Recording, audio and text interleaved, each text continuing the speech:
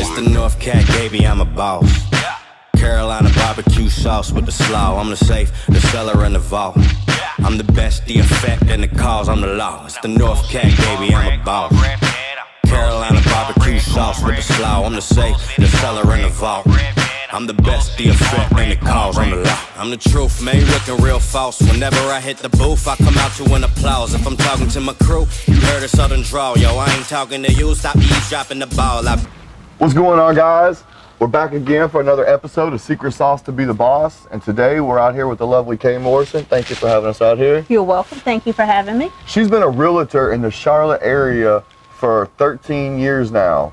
And we're actually at one of her properties. I'm going to let her tell you exactly where it's at. And then she's going to guide us through, almost like I'm the buyer today and she's selling it to me, to give us an idea, understanding of how that process works. Great. Thank you so much. So we are here in the Mills at Rocky River. This neighborhood is actually located in Concord, right off of downtown Harrisburg. One of the hottest neighborhoods and areas in the city going right now. Where we are on a loop street called Boulay Street Southwest. And this house that we're standing at, the model is called the Landon. As you can see, has a 3-car garage. Really nice. It has brick foundation all the way around exterior. And inside we're going to find 4 bedrooms, 3 full baths, living, dining, and formals. All right, let's take a look around.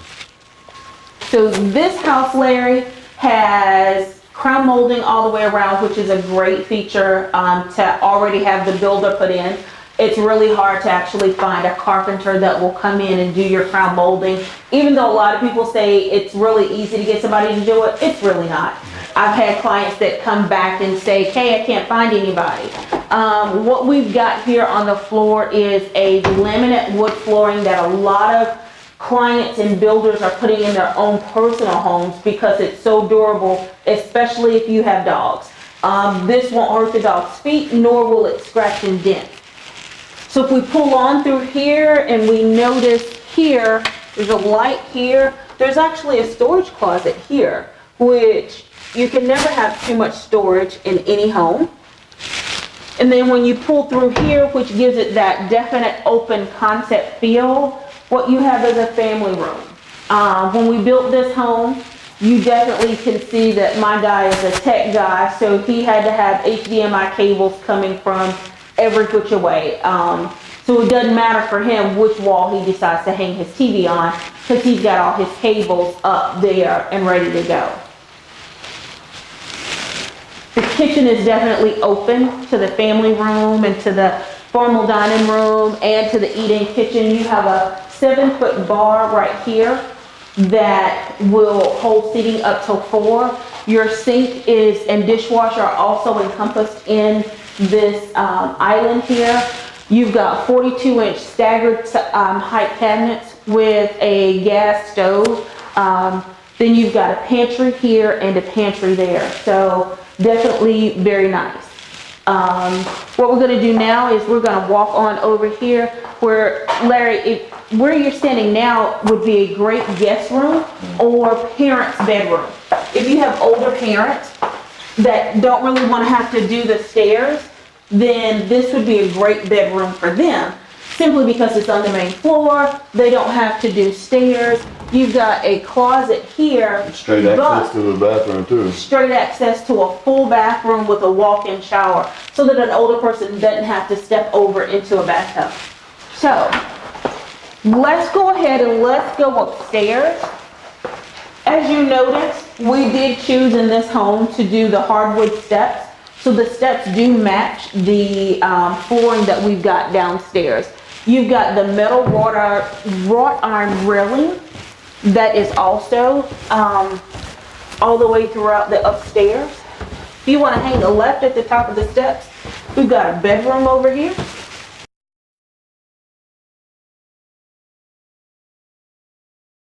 So in this room, you definitely have beautiful windows, lots of natural light. This would make for great bedroom, great office, great kids room.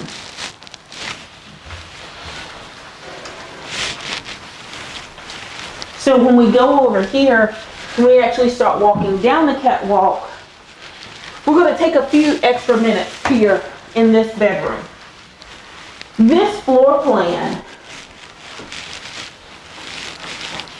is special because this closet right here technically could have been a full bathroom, and then this closet would have been moved to that side of the room. So just some extra added features that this particular floor plan actually will allow you. Nice deep walk-in closet.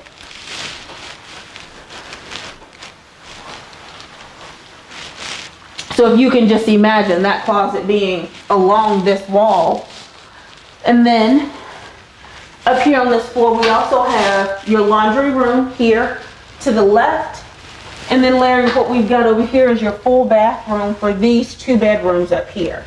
So you got a full stand-in shower, ceramic tile, total backsplash with a double sink.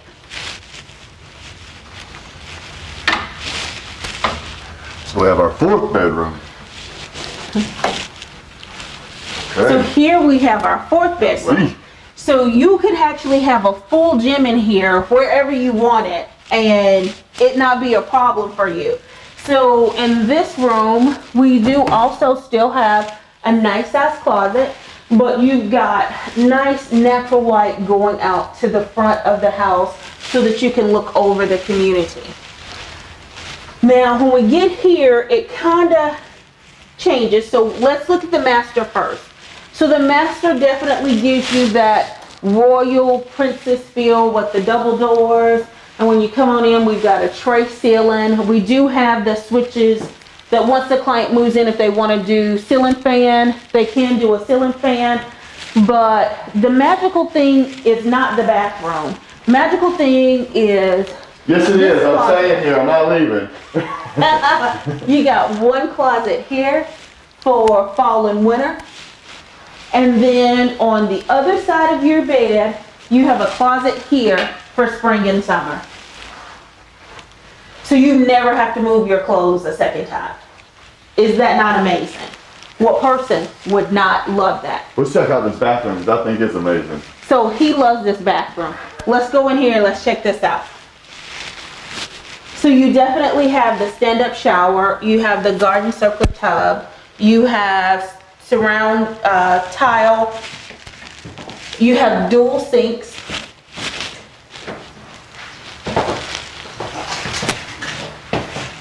You have a quartz countertop on these sinks. These are the heighted sinks. And a separate private restroom. And you have a separate private restroom for those, we call that a water closet.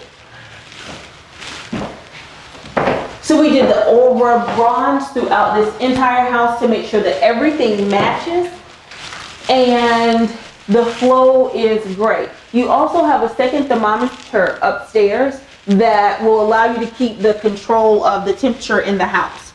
Now, coming here, watch your step, because here what we've got is a bonus room.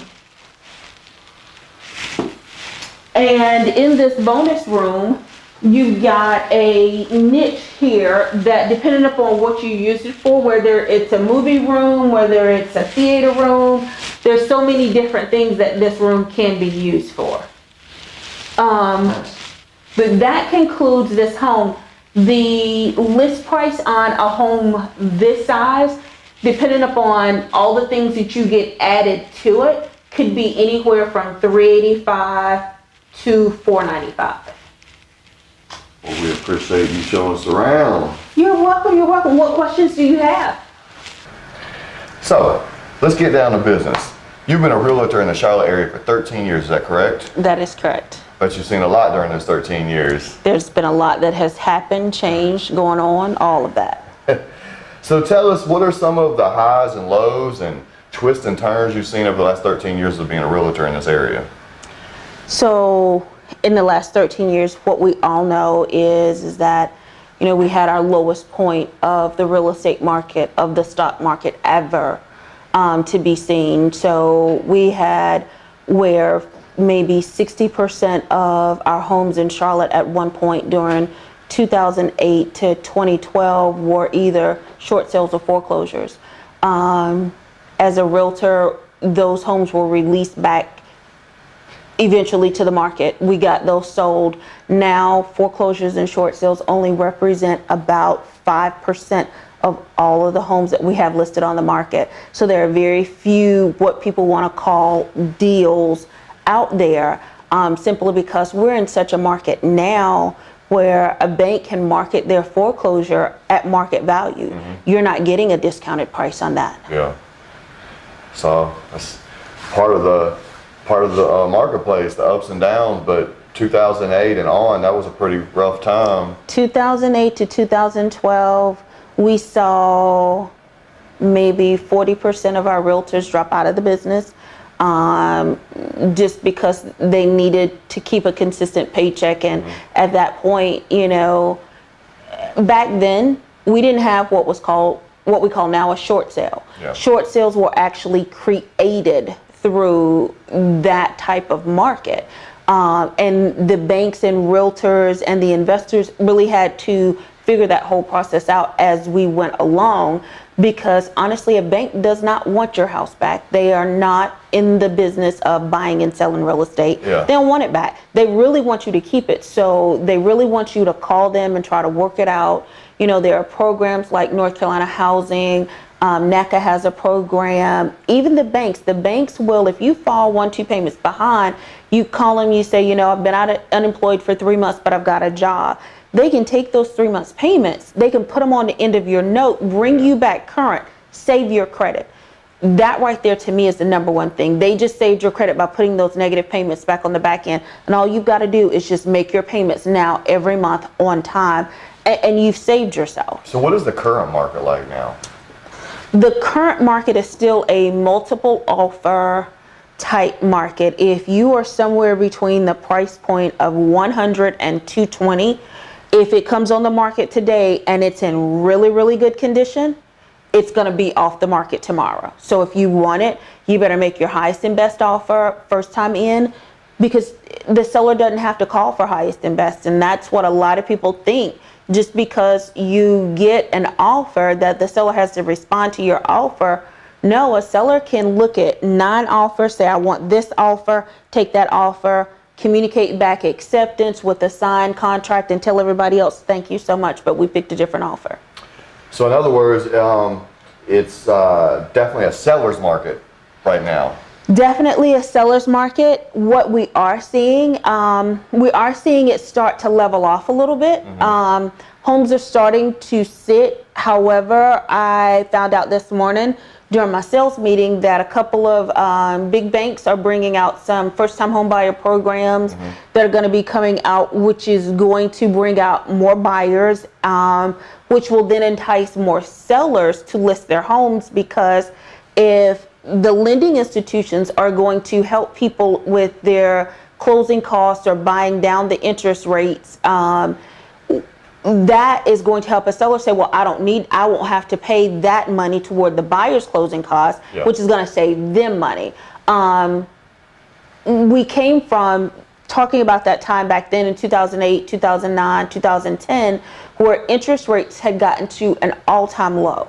We saw 3%. And if you take any time to do any research, you will see the U.S. has never had a mortgage interest rate that low, ever. And then to pay points to buy it down, if you got an extra $4,000 or $5,000, you know, you could have bought that 3% down to 2%. Think about financing on 2% fixed for 30 years. Like, it's one of those. Amazing. That's amazing. It makes it hard to sell that house later on down the line. Yeah. You know, but again, great investment. As that home reappreciates and continues to gain equity, you can actually pull that equity out from an investment standpoint. So you know, I always like to do my research before I do these interviews and stuff. And one thing that I have found out is that Charlotte is the #1 city in the country right now for apartments and apartments being built. Yes. How does that affect the real estate market and buying and selling homes in Charlotte. Does that put a dent in things? Does that slow things down with this being the #1 city with apartments? So, great question.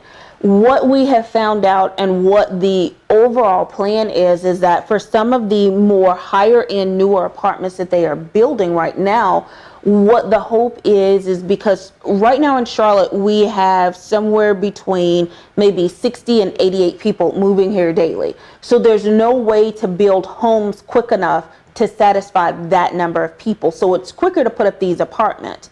What the city council and all of those people in our politics have said is that they will then look to convert some of those apartments to sold condominiums, meaning owner-occupied condominiums. Yes. So it's easy to turn an apartment building that is apartments and townhomes into owner occupants later on down the line once you supplied your immediate need. Gotcha. So for some, it's going to be a short-term fix. For others, they're looking at, possibly doing some and having more of a mix for the biggest need that our city has, which is affordable housing. And then when they do offer those on the market to sell them, then the realtors will be back in the game again. Correct. To be able to sell those apartments and townhomes. All right. So for our viewers out there watching, I'm sure a lot of people out there think, hey, I'm going to go to real estate school on the weekends, work my full-time job, and then when I get my real estate license, I'm going to quit my full-time job and I'm going to start getting all these houses and start selling all these houses and start making all this money. But that's not the real world. That's not how it really works. Break down a little bit more of reality for those watching of how that process takes place and how it works. All right, guys. So the process for, honestly, once you get through real estate school, you have to find a real estate firm, number one, to hang your license with. That firm needs to have great teaching and education. It needs to have a proven track record. It's kind of it's kind of like looking at colleges. What colleges specialize the most in this right here? You have schools like NC State that is known for their veterinarian school and their engineering school, or North Carolina A&T, who is known for their engineering school, probably the #2 engineering college in North Carolina. So when you look at your real estate firm, you've got to go somewhere where the teaching and the education is definitely one of the #1 priorities. You need to, before you quit that full-time job, have anywhere from 8 to 12 months of full monthly income reserves put to the side, because you may go 6 to 8 months without a paycheck, period. There is no paycheck in real estate until you get to the closing table. You then have to look at, do you mind talking to strangers? Do you mind cold calling people? Do you mind knocking on people's doors that you don't know? Because all of those things come in the training and what we call lead generation to get your business going. And you have to treat it just like it's still a corporate business. You have to say, I'm coming to work at 8:30. I'll clock out at 5:30 unless I have client appointments after 5:30. And in the summertime, that means you can work till 9 o'clock every night. That's really good information, because I think people have this idea that when they get this real estate license, people are just going to give them houses and give them townhomes and they're going to start selling them. But you actually have to find buyers, you have to find sellers, you have to build a reputation. People have to trust you to sell their homes. And the process is not only hard, like you said, cold calling people, dealing with strangers, but the market is a little flooded with realtors right now, so the competition is crazy. You're not going into a field where there's only a few realtors and you're going to have free reign. You're going into a super hyper competitive market. Can you break that down a little bit more? There's right at almost 10,000 members to the Carolina Multiple Listing Service right now. And that number continues to grow. We have 3 major real estate schools here in our area, plus several other smaller real estate schools in some of the outside areas that also feed into the Charlotte Multiple Listing Service. So when you think that there are 10,000 people out there that are doing the same thing that you're doing in the greater Charlotte area, your competition is really thick. So it's what you do to set yourself apart from everyone else. And it's really about how hard you work, how consistent you are with the follow-up. Consistency in this business is the key. If you're not consistent with your follow-up, someone else will get your client. And I would have to say that just like any other business, if you don't like your job or you're looking at it as, oh man, I gotta go do this again today, you're probably not gonna be that successful at it. That's very correct. You're gonna have to, this is gonna have to be something you really wanna do. And it's gonna have to be something that you're passionate about, because it's not a regular 40-hour-a-week job. It's a 24/7 job. It could be 8 p.m. on a day that you're supposed to be off at home relaxing, and you get a phone call about a sale. And guess what? You got to go back to work. That is so correct. Yesterday afternoon, I got finished training with you, went back to my office just to do paperwork, had to drop off a due diligence check, put it in the mail to clients, had to actually drop off an earnest check at the attorney's office, get verification that those 2 checks were received and sent, and put things into the system. And I got a call from a client that said, Kay, what about this neighborhood? Can we go check it out? Mind you, it's 5:15. Yep. I said, let me dig, give me a few minutes. I called another agent who is actually a new home sales rep, said, hey, can you meet us out here? He was actually at home getting ready to cut grass. He changed back into the work clothes and said, Kay, I'll see you in 25 minutes. I said, okay, I'll see you in 25 minutes. Wait a second, how do you make it there 25 minutes to 5:15 in Charlotte with that traffic? Well, see, because we were coming from the back sides of the county, and in this job, what you do learn are all the back ways. Okay. When no one else, listen, in this job, I'm like the walking GPS. Call me and tell me what landmark you see, and I can lead you on home. You did that for me before. I have. I did that the other day. Something was going on 85, and they wouldn't let anybody on to the off ramps. And my girlfriend couldn't get home. She's not originally from here. She takes the same way to and from work. And she was in a group message on Friday saying, somebody help me get home. Yeah. And I'm like, okay, what do you see? And I literally, she said, how do you know this? And I'm like, that's just a part of the job. You mentioned an earnest check. Yes. A lot of people don't understand or realize what that is, so I'm glad you brought that up. Tell our viewers what exactly the earnest check is. So in North Carolina, we have earnest money and we have due diligence on a resale property. So your earnest money check is that check that an attorney's office or the real estate office holds in good faith, that says that you are going to do everything as the buyer in your power to get your loan done in a timely fashion, that you're not going to delay closing, and there are dates that go with that earnest money. At the same time, we have what is called due diligence money. Now, to me, the due diligence money is the big money, because that is a non-refundable check that buyers write to your seller, and the seller cashes it, and you get credit for it as a buyer once we get to the closing table. But if you back out for any reason, that seller does not have to give that money back. So once it's communicated from the seller's agent to the buyer's agent that the contract is accepted, that due diligence money is due. Gotcha. That's good information. I don't think a lot of people understand that. Yes. So what advice would you give to other people out there that are thinking about becoming realtors, that are thinking about taking that test, going to school to get the real estate license? What advice would you give them?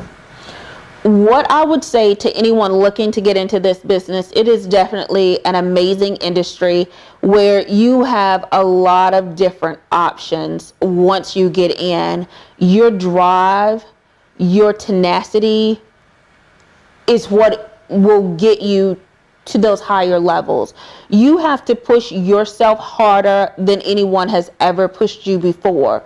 You definitely, that whole self-starter, you have to be a self-starter. You have to be able to tell yourself to get up, get dressed, be at the office. Even if your office is in your home, you still have to get up, get dressed, be in your home office by 8:30, ready to make calls, ready to contact people that you know, ready to knock on doors, ready to go find that next piece of business, because what you do today affects your business 60 to 90 days from now. If you don't do anything now, 60 to 90 days from now, you probably will not have a paycheck. Yeah.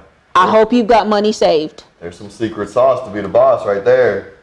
So another thing that I do is, you know, we talked about this before. I do some research before my interviews, and when I went and did an interview with Anytime Fitness, I let David know, hey, did you know that you're the highest ranked Anytime Fitness in the Charlotte metro area?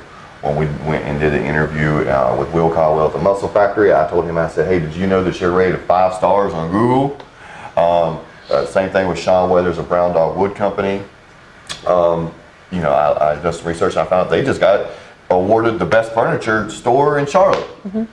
So one thing I did was I checked some of these different realty firms, and I realized that there wasn't any black people that worked at some of them. Actually, there was a few. So for some of the bigger ones. And so when you see that, and you see that some of these major realtor firms don't have a single black person that works there, it leaves a person like me that doesn't know, that's not inside the industry, to guess and wonder, like, what is going on? Why doesn't a single black person work at any of these firms? So this is a theory I came up with. It could be completely off, it could be right. So I don't think that these people set out and said, hey, we're not going to hire a single black person because they were making a racist decision. I don't feel like that's what was going on. I feel like they was making a bottom dollar business decision directly. Indirectly, I think there is some racism to it. And this is why I say that. Because I think the decision was made because they don't want to lose some of their clientele that they already have, or future clientele, because those particular people might not want to deal with black people. So the direct decision by the firms not to hire black people might have been about business and bottom dollar. But indirectly, I think there's some racial undertones to it because they don't want to lose potential clients or clients that they already have, because those clients might have racial feelings and not want to deal with a black person. What do you think about my opinion, and what do you think about me telling you that some of these major firms don't have a single black person working for them? Well, I think everybody gets to have their own opinion based on what they see on the internet. I'm sure at some point or another, all of these firms have had all of your ethnic backgrounds as a 1099 employee with their firm. Maybe just right now, the diversity is not there. What we have to remember, as a real estate agent, as a realtor, you are a 1099 agent.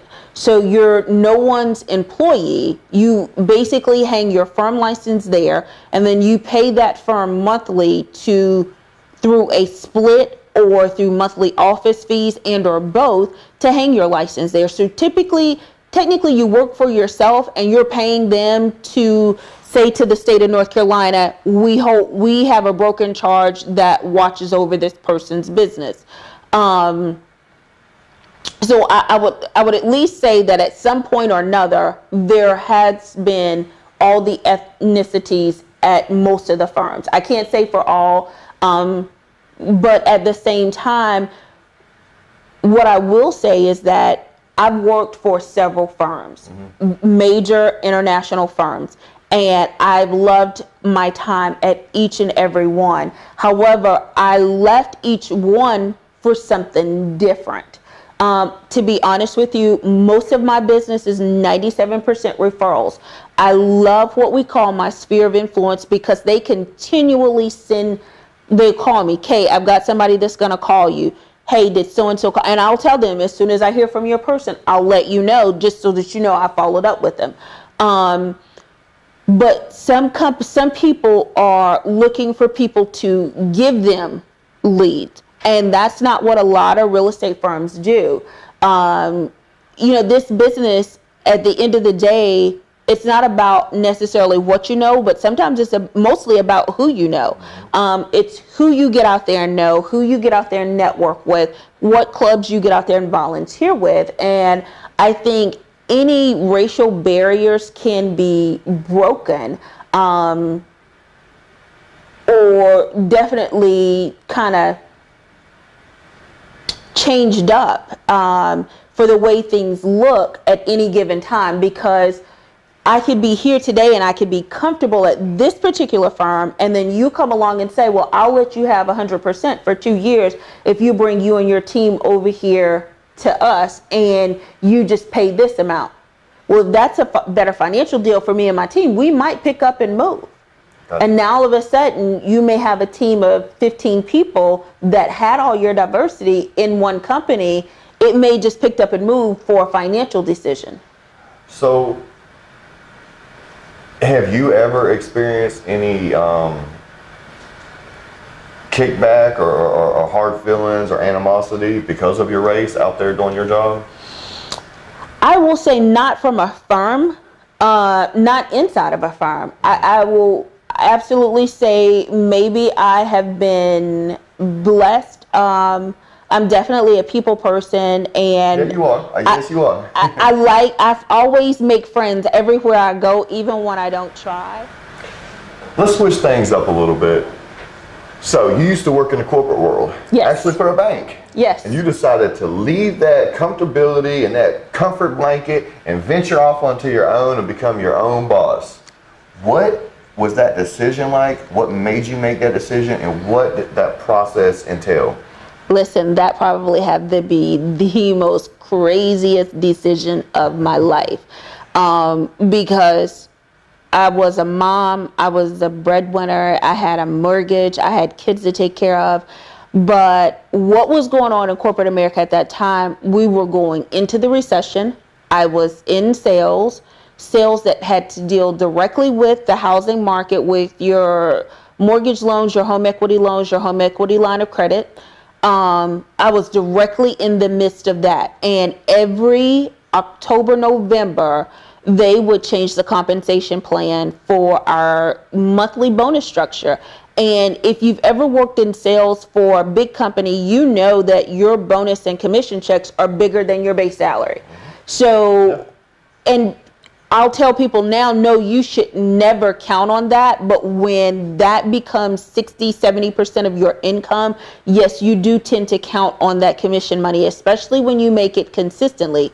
So every year, the numbers that I had to achieve would be 30% higher, where the company started paying us 30% less, meaning I was taking the bigger loss. And I was going to have to work 60% harder to make exactly what I was making before, which to me, it just didn't make any sense. So I got to the point where I said, if I'm going to fall on the sword, I'm going to do it at my own hands. If I fail, I'm going to fail forward. If I fail, I'm going to fail because I didn't try hard enough, not because somebody kept moving the goal line further and further away from me. So it's based on my success now is based on me and my God and doing what we do together, because I can't do it by myself. It's definitely a higher power than me that guides me through this.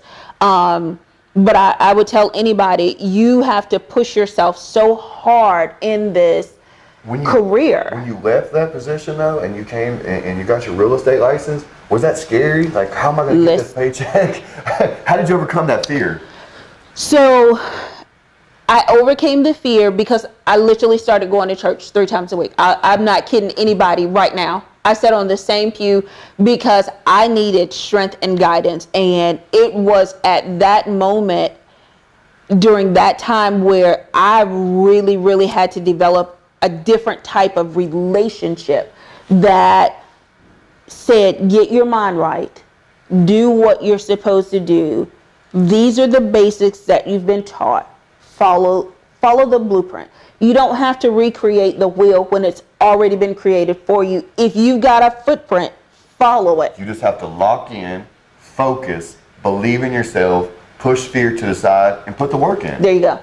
See, there's this thing we have at my company called the drunk monkey. Mm-hmm. The drunk monkey tells you you can't. You know, the drunk monkey, listen, he comes in all little colors. If you come in our office, I have a pink one that actually hangs out my book bag. He gets zipped up sometimes, you know, little paw sticking out the top of my book bag. But I carry him with me so that if I'm having a bad day and I need to throw something in the back seat, he gets tossed, you know, instead of me saying, no, I can't do this and all the self-pity.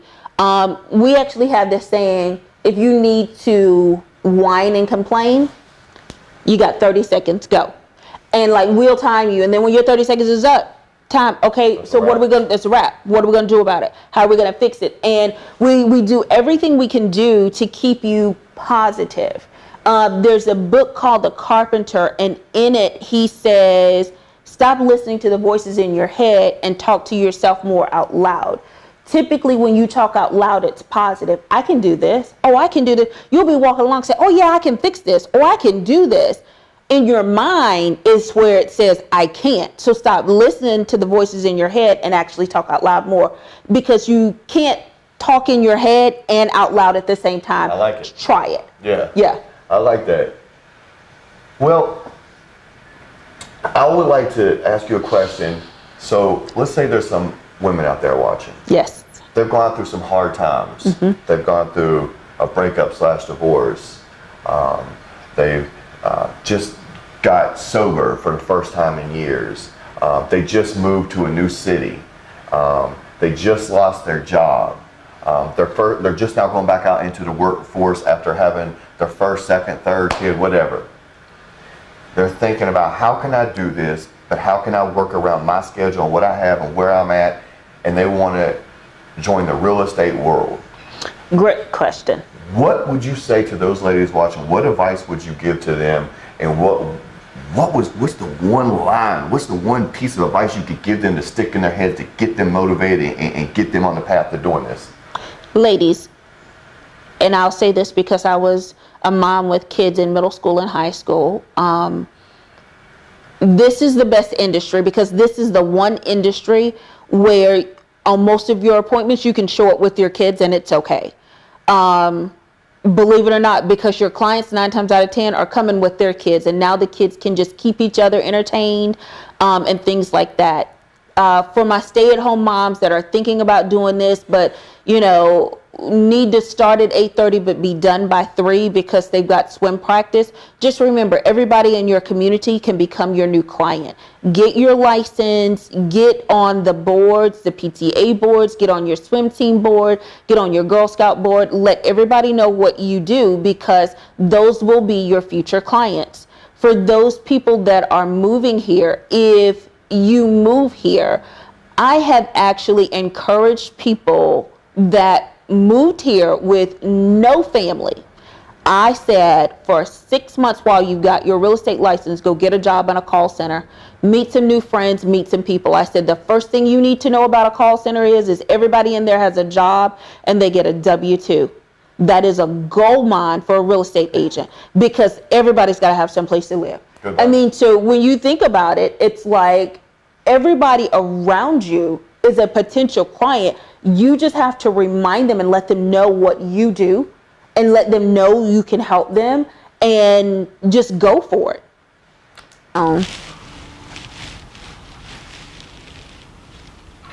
So we're up here where all the amenities are at, and we have the clubhouse up here. The clubhouse has a state-of-the-art gym, a full yoga room, a fully equipped kitchen, a big open area with seating where you could have parties, birthday parties, baby showers, all that type of stuff. You see here we have this full pool, your water slides, your outdoor grills, seating and kitchen area, park for the youngsters, volleyball. So this is a amazing neighborhood with great amenities that we have here. One of the greatest amenities that I think you might have missed coming in was this neighborhood. The elementary and middle school actually sit inside of the neighborhood. So talk about hopping on the sidewalk with your first grader or your second grader who wants to ride their bike to school, but they're not big enough to ride their bike to school by themselves. So you just let them ride the sidewalk and you walk behind them and they ride their bike right on to school, because it's just right over the hill. I saw that coming in. That right there to me is such an amazing piece to this neighborhood. You have so many different factors in this neighborhood. Price points can go from the low 300s to over $500,000 in this neighborhood, just due to home size, and when you built. But the amenities are the perfect place for the kids to hang out in the summer, for their friends to come over in the summer, for grandparents to come and hang out in the summer. I know when my kids were growing up, my mom, she spent every day at the pool with the grandkids because that's the only place they wanted to be, was in the water. So today was another great episode. I hope that you guys out there watching, that you got all the information you need. Before we go, would you like to tell our viewers out there if they need a realtor, if they're looking for a realtor, if they're looking for you and how they can find you, what social media sites, what's the phone number, how can they reach you? All right, that's great. So my name is Kay Morrison. I am the owner and operator of the Morrison Group, which is under the Keller Williams Realty umbrella. We can be found at 8520 Cliff Cameron Drive, Suite 100, which is here in Charlotte. Our zip code is 28269. We're actually on the corner of Mallard Creek and Harris Boulevard. We're the 4-story building that sits right at the corner. You can't miss us. I can be found on Facebook as Kay Morrison, and you can catch me on, let's see, Instagram is Miss Kay Morrison or Miss Kay the Realtor, I think it is. I'm pretty sure it's Miss Kay the Realtor. I'm on Instagram a lot, but if you just put in the hashtag TMG or the Morrison Group, it should pop it up. If you're on Twitter or Instagram, I do new construction, I do residential, I do condos, townhouses, I do resales. I love helping people resell their home to buy that next home, whether you're moving up or down. So this has been another episode of Secret Sauce to Be the Boss. I hope you guys enjoyed it. Thank you for having us, Kay. Thank you for having me. Absolutely. And until next time, guys, we're out.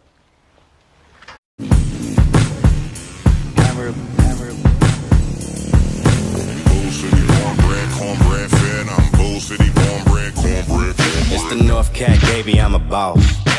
Carolina barbecue sauce with the slaw. I'm the safe, the seller.